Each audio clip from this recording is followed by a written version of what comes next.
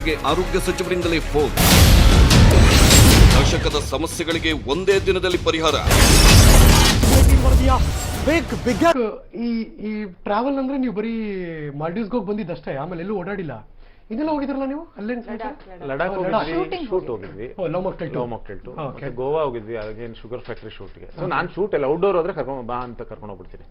ಅದು ನಿಮ್ ಇನ್ವೈಟಾ ಅಥವಾ ನಾನು ಬರ್ತೀನಿ ಅಂತ ಅವರು? ಇಲ್ಲ, ಅಂದ್ರೆ 20 ಡೇಸ್ ಶೂಟ್ ಮಾಡ್ತಾ ಇದ್ರು. ಅದೇನಾಗುತ್ತೆ ಅಂದ್ರೆ ನಾನು ಒಬ್ಳು ಆರ್ಟಿಸ್ಟ್ ಆಗಿ ನನಗೆ ಹೋದ್ರೆ ಕೆಲಸ ಮಾಡೇ ಅಭ್ಯಾಸ. ಅಂದ್ರೆ ಈಗ ನಾನು ಸಿನಿಮಾ ಮಾಡ್ತಿದ್ದಾಗ ನನಗೆ ಶೂಟಿಂಗ್ ಸೆಟ್ಗೆ ಹೋಗೋ ಅಭ್ಯಾಸ ಇದೆ, ಸಿನಿಮಾ ಮಾಡ್ತಿಲ್ಲ ಅಂದ್ರೆ ಹೋಗಿ ಕೂತ್ ಅಭ್ಯಾಸ ಇಲ್ಲ. ಸೊ ಹಾಗಾಗಿ ನಾನು ಯಾವಾಗ್ಲೂ ಹೇಳ್ತೀನಿ, ನಂಗೆ ಸ್ವಲ್ಪ ವಿಯರ್ಡ್ ಫೀಲ್ ಆಗುತ್ತೆ. I don't feel like coming. And ಕೆಲಸ ಮಾಡ್ಬೇಕಾದ್ರೆ ನಾನು ಚೆನ್ನಾಗಿ ಎಕ್ಸಾಂಪಲ್ ಕೊಡ್ತಿರ್ತೀನಿ.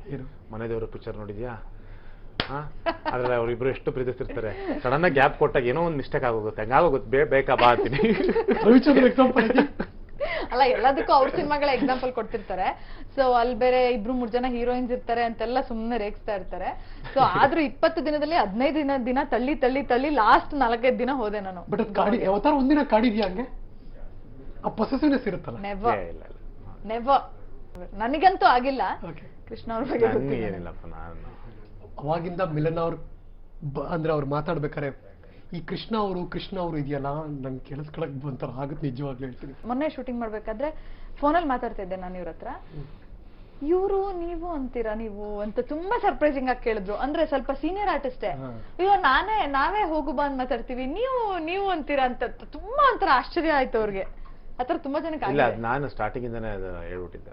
ನೀನು ಅಂತ ಸ್ಟಾರ್ಟ್ ಮಾಡ್ತಿರೋ ಅಮ್ಮ ಒಂದ್ ಸ್ವಲ್ಪ ನೀನು ಅಂತೀಯ ಅದು ನಮ್ಮ ತಾಯಿ ಹೇಳ್ಕೊಟ್ಟಿದ್ರು. ಆಮೇಲೆ ನಾನು ಇಲ್ಲ ನೀವು ಅಂತ ಹೇಳು ಅಂತ ಹೇಳಿ ಅದಾಗ ನೀವು ಅಂತ. ಮದ್ವೆ ಆದ್ಮೇಲೆ ನಂಗೆ ಇದು ಗೊತ್ತಿರ್ಲಿಲ್ಲ ಗುರು. ಸುನಿ ಈ ಬುದ್ಧಿ ಅಥವಾ ಈ ಆಂಗಲ್ ಅಥವಾ ಈ ಒಳ್ಳೆತನ ಅಥವಾ ಈ ಕೆಟ್ಟತನ ಅಥವಾ ಈ ವಿಯರ್ಡು ಅಥವಾ ಈ ಕ್ರೇಜಿನೆಸ್ ಈಗ ಗೊತ್ತಾಯ್ತಲ್ಲ ಅನ್ಸಿದ್ದೇನು? ಎಲ್ಲ ಕೈಂಡ್ ಆಫ್ ಎಲ್ಲ ಗೊತ್ತಿತ್ತು. ಐ ಥಿಂಕ್ ನಾನು ಸಿಕ್ಕಾಪಟ್ಟೆ ಚೇಂಜ್ ಆಗಿದ್ದೀನಿ ಅಂತ ಹೇಳ್ತಾರೆ ಮಿಲನ ಬಂದ ಮೇಲಿಂದ. ಯಾರು ಬೇರೆಯವ್ರು ಹೇಳದ? ಯಾವ ತರ ಚೇಂಜ್? ತುಂಬಾ ಸಾಫ್ಟ್ ಆದೆ, ಕೋಪ ಕಮ್ಮಿ ಆಯ್ತು, ಆಮೇಲೆ ಮನೆಯವ್ರಿಗೆಲ್ಲ ಫೋನ್ ಮಾಡ್ತಿರ್ತೀನಿ, ಊರಿಗೆ ಹೋಗ್ತಿರ್ತೀನಿ, ಮನೆಯವ್ರು ಮೀಟ್ ಮಾಡ್ತಿರ್ತೀನಿ. ಅಮ್ಮ ಒಳ್ಳೆ ರೆಸ್ಪಾನ್ಸಿಬಲ್ ಹಸ್ಬೆಂಡ್ ಸಿಕ್ಕಿದ್ದಾರೆ ಈಗ. ಅಲ್ಲ, ಅವ್ರು ಚೇಂಜ್ ಆಗಿದ್ದಾರೆ. ಬಿಕಾಸ್ ಇಟ್ಸ್ ಗುಡ್, ಸ್ವಲ್ಪ ನಂತರ ಆಗಿದ್ದಾರೆ ಅಂತ ಕಾಣುತ್ತೆ. ಬಿಕಾಸ್ ನಾನು ಎಲ್ರಿಗೂ ಟಚ್ ಅಲ್ಲಿ ಇರ್ತೀನಿ. ಅಂದ್ರೆ ಯಾರನ್ನು ಬಿಡಲ್ಲ. ನನ್ಗೆ ಜಗಳ ಆಡಿ ದೂರ ಮಾಡ್ಕೊಳ್ಳೋ ಕ್ಯಾರೆಕ್ಟರ್ ಅಂತೂ ನಾನು ಅಲ್ವೇ ಅಲ್ಲ. ಎಷ್ಟೇ ಡಿಫ್ರೆನ್ಸಸ್ ಬಂದ್ರು ಅದನ್ನ ತುಂಬಾ ಡಿಪ್ಲೊಮ್ಯಾಟಿಕ್ ಆಗಿ ನಾನು ಅದನ್ನ ಸಾಲ್ವ್ ಮಾಡ್ಕೊಂಡು ಹೋಗ್ತೀನಿ. ಯಾವ ಲೆವೆಲ್ ಕ್ರಿಕೆಟ್ ಅಫ್ಕೋರ್ಸ್ ಸಿನಿಮಾ ಇಲ್ಲ ಅಂದ್ರೆ ಆ ಮನುಷ್ಯ ಕ್ರಿಕೆಟ್ ಅಲ್ಲಿ ಇರ್ತಿದ್ರು ನನ್ನ ಪ್ರಕಾರ, ಇಲ್ಲ ಟೆನ್ನಿಸ್ ಅಲ್ಲಿ ಇರ್ತಿದ್ರು, ಎರಡರಲ್ಲಿ ಒಂದು. ಇವತ್ತಿಗೂ ಮನೇಲಿ ಫ್ರೀ ಇದ್ರೆ ಏನೋ ಕೆಲಸ ಇಲ್ಲ ಅಂದ್ರೆ ಆ ಬ್ಯಾಟ್, ಹೊಸ ಬ್ಯಾಟ್ ಇದ್ರೆ ತಗೊಂತಿರ್ತಾರೆ. ಆ ಹೊಸ ಬ್ಯಾಟ್ ಸೀಸನ್ ಮಾಡ್ತೀನಿ ಅಂತ ಬಾಲಲ್ಲಿ ಹಿಂಗೆ ಟಕ್ ಟಕ್ ಟಕ್ ಟಕ್ ಅಂತ ಇಡೀ ದಿನ ಮನೇಲಿ. ನಿಮ್ಮಿಬ್ರು ಕ್ರಿಕೆಟ್ ಮ್ಯಾಚ್ ನೋಡಿದೀವಿ ನಾವು ನಮ್ಮ ಅಕ್ಕನ ಮನೇಲಿ. ಈ ಕಡೆ ಫನ್ನಿ ನನ್ನ ಜೋಕ್ ಮಾಡಾಕಿದ್ರು ಆ ವಿಡಿಯೋದಲ್ಲಿ ಇವರು.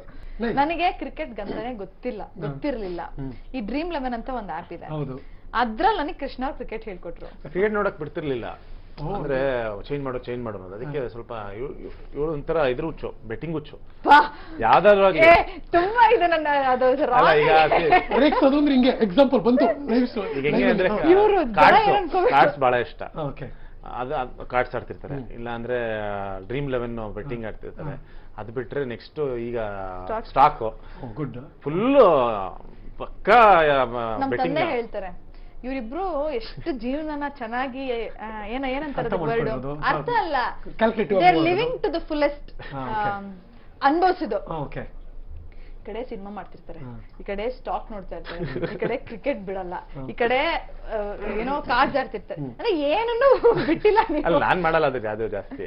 ನಾನು ಲೆಕ್ಕಾಚಾರ ಇದ್ದೇ ಇರುತ್ತಲ್ಲ, ಬರೀ ಸ್ಟಾಕ್ ಒಂದು ನೋಡ್ತಾ ಇರ್ತೀನಿ, ಇನ್ ಮಿಕ್ಕಿದೆಲ್ಲ ಮಹಾಜನ್ಗಳೇ. ಅವರು BBM ಮತ್ತು MBA ಫೈನಾನ್ಸ್ ಅನ್ಬೇಕಾದ್ರೆ ಯೋಚನೆ ಮಾಡಿ ಹಣಕಾಸಿನ ವಿಚಾರದಲ್ಲಿ ಹೆಂಗಿದ್ದಾರೆ ಇವರು ಅಂತ. ಇವರು ಇಮ್ಯಾಜಿನ್ ಮಾಡ್ಕೊಳ್ಳಿ, ಟೆಕ್ನಿಕಲ್ಲು ಮತ್ತು ಫೈನಾನ್ಸ್ ಒಟ್ಟಿಗೆ ಸೇರಿದ್ರೆ ಏನೆಲ್ಲ ವಂಡರ್ ಮಾಡ್ಬೋದು ಲೈಫಲ್ಲಿ.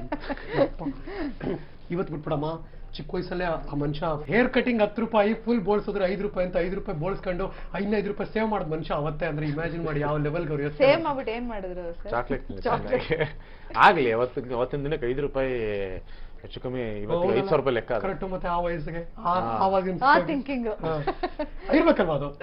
ಅಂದ್ರೆ ಕೃಷ್ಣ ಅವ್ರ ವಿಚಾರಗಳ ಮುಂಚೆ ನನಗೆ ಗೊತ್ತಾಗ್ತಿದ್ದಾಗ ಒಂದೊಂದೇ ನಂಗೆ ತುಂಬಾ ಆಶ್ಚರ್ಯ ಆಗ್ತಿತ್ತು. ಇವ್ರಿಗೆ ಕಾರ್ ಅಥವಾ ಬೈಕ್ ಏನಾದ್ರು ಓಡಿಸ್ತಾ ಇದ್ರೆ ಎಲ್ಲಾರು ಕೆಟ್ಟೋದ್ರೆ ಸೊ ಇರ್ರೆಸ್ಪಾನ್ಸಿಬಲಿ ಗಾಡಿನಲ್ಲಿ ಎಲ್ಲಿ ಕೆಟ್ಟೋಗುತ್ತೆ ಅಲ್ಲಿ ನಿಲ್ಸ್ಬಿಟ್ಟು ಸ್ಟ್ರೇಟ್ ಆಗಿ ಬಿಟ್ಟು ಮನೆಗೆ ಹೋಗೋದು.